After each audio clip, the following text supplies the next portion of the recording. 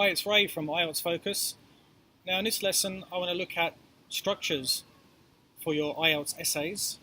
In the writing task 2 there are 5 types of essay and there's some slightly different approaches to the way you structure the essays. The golden rule for IELTS essays is that there should be no more than 5 paragraphs. Now that means an introduction, 2 or 3 main body paragraphs and a conclusion. And the minimum word count is 250 words. I would suggest aiming for about 270 words or 280 words, and that should be fine. Anyway, let's look at the lesson. By the way, there's a free PDF or free ebook. If you click on the link below this video, you then type in your email address and you'll get it to your inbox. Anyway, let's have a look. Okay, so let's get into structures for the IELTS essays. Now, of course, having a good structure is very important for an essay, but there isn't a magic structure that will get you a high band score.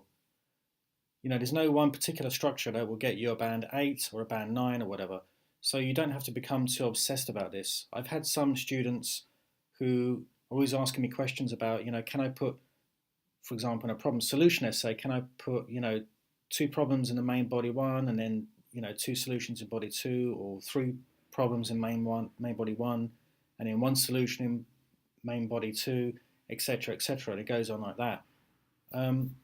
It's actually quite straightforward, and the rule is that for IELTS essays there should be no more than 5 paragraphs.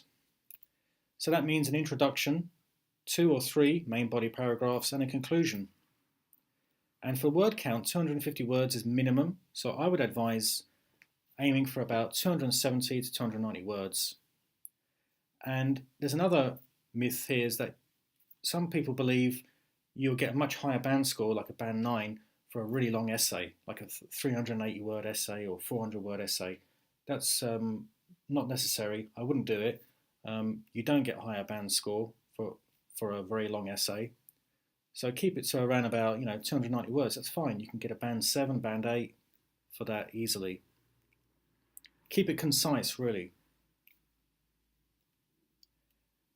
Introductions and conclusions. Now, in the introduction, first of all, you must rephrase the task question. So you paraphrase the task question in your own words. You write it in your own words. And then straight after that, you include a thesis statement. Now, if the essay task question is asking for your opinion, or if it's an opinion essay or whatever, then you put your opinion in the thesis statement. If it's a problem solution essay, you would state maybe 1 problem and 1 solution very briefly, or 2 problems, 2 solutions, it's up to you. Same with an advantage, disadvantage essay.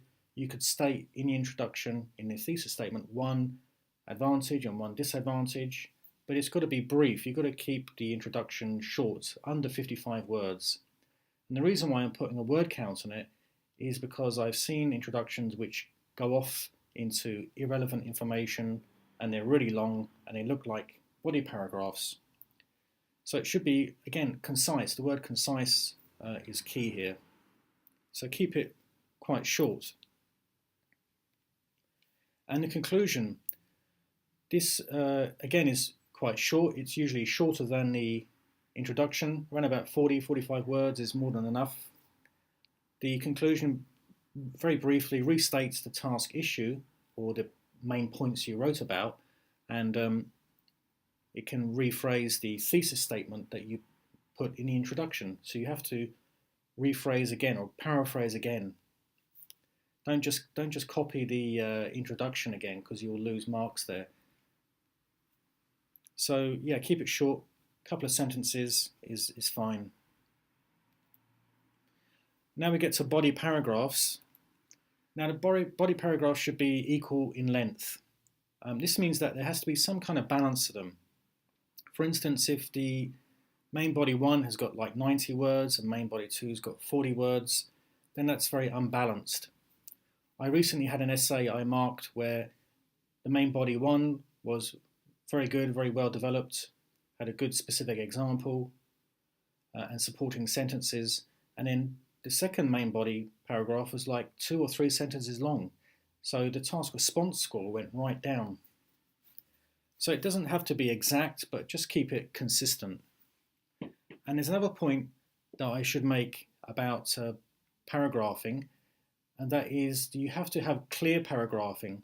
So after the introduction, you have to have a space or a line. You skip a line, then you have the main body one, and then after that you skip another line, you have another space, and then main body two, and then another space, and then a conclusion. It has to look very clear. I've had essays sent to me where it's like one big main body paragraph, and if the examiner sees that, they're going to mark it right down because it's in the marking criteria. So be careful of paragraphing.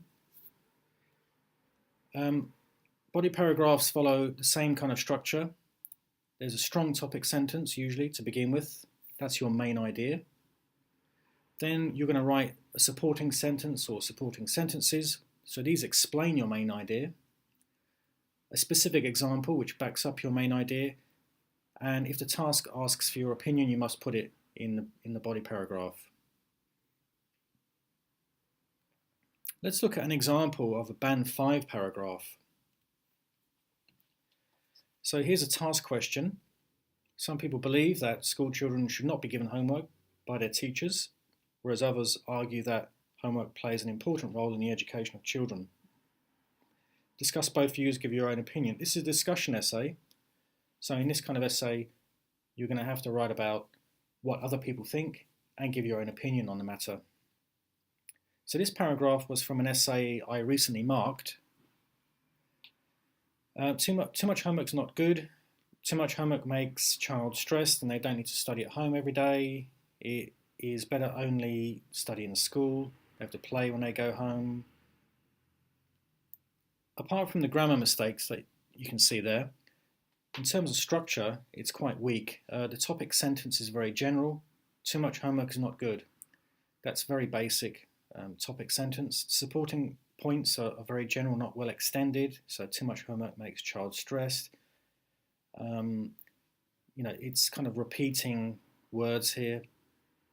There's no specific examples, no specific opinion is given. So the structure is very poor in terms of task response here. It will score quite low, as well as the grammar, of course. That's a separate issue. Now, if we look at Band 7 or more, it's the same task question, and this would be an example of a body paragraph. So we can see straight away this is much more developed. Some people believe, this is an important phrase, some people believe that it is unnecessary for children to be given home assignments by teachers. This shows that it's a discussion essay. You're having to write about what other people believe. And then you've got to back that up. For example, one reason for this belief is that youngsters need time to play and discover their creativity. So this is kind of giving the reason why people believe this. And then, for instance, this is when you give the specific example. And then there's an opinion. There's my specific opinion. And you can see it's well explained. So the topic sentence is clear and it uses the language needed for a discussion essay. The supporting points are extended, they're specific, an example is given, and an opinion. So in terms of structure, this is quite a good structure for a body paragraph. But of course, this is for a discussion essay. Depends on the type of essay. May look slightly different for like a problem solution essay or an advantage, disadvantage essay.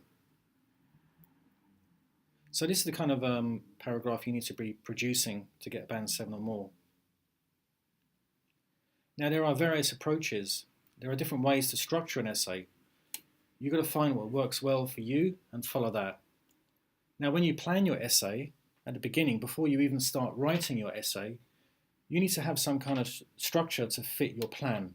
So as you're getting ideas, you need to think about where can those ideas go? Do they go in the main body 1, main body 2? What kind of thesis statement are you going to write? How would you kind of make a conclusion? You've got to really think about the structure as you're planning the essay.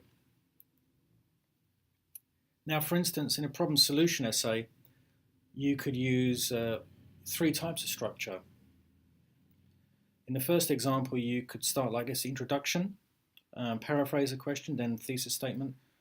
Main body 1 is one problem and a solution to that problem.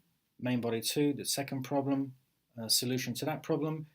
And a conclusion is briefly restating your main points with a rephrased thesis statement. Another example, you could structure it like this. Again, the introduction is the same pattern. Main body 1 is one problem, main body 2 is a second problem, main body 3 is the solutions to both problems, and then again the conclusion. And then there's an even easier structure here. Again, the introduction is the same. Main body 1 is just one problem. You're writing about one problem. Main body 2, you're writing a solution to that problem. And then you conclude. And that can get you a band 7, even that simple structure there, if you do it right. So it's really down to what you feel comfortable with. And it's the same for like an advantage, disadvantage essay. Again, you could have a similar structure. You could have one advantage, one disadvantage, or two advantages, two disadvantages. But you don't want to be going into too many ideas, because then the body paragraphs could look like a list of ideas, and that's going to lower your band score. Now, overall, basically find the best structure for you and work with that. There's not any one particular structure that will guarantee you a higher band score. So no more than 5 paragraphs in the essay, and aim for around about 270 to 290 words. And this is the structure for the body paragraphs: main idea, supporting sentences, specific example, and your opinion. And be careful of paragraphing. Make sure the paragraphs are clear to the reader. Now, I have a free PDF, a free ebook, showing the structures for the 5 types of IELTS essays. To get that, click on the link under this video. When you click the link, it goes to a page. You type in your email address and you'll get it to your inbox. So I hope this has been helpful, and thanks for your time. Thanks for watching.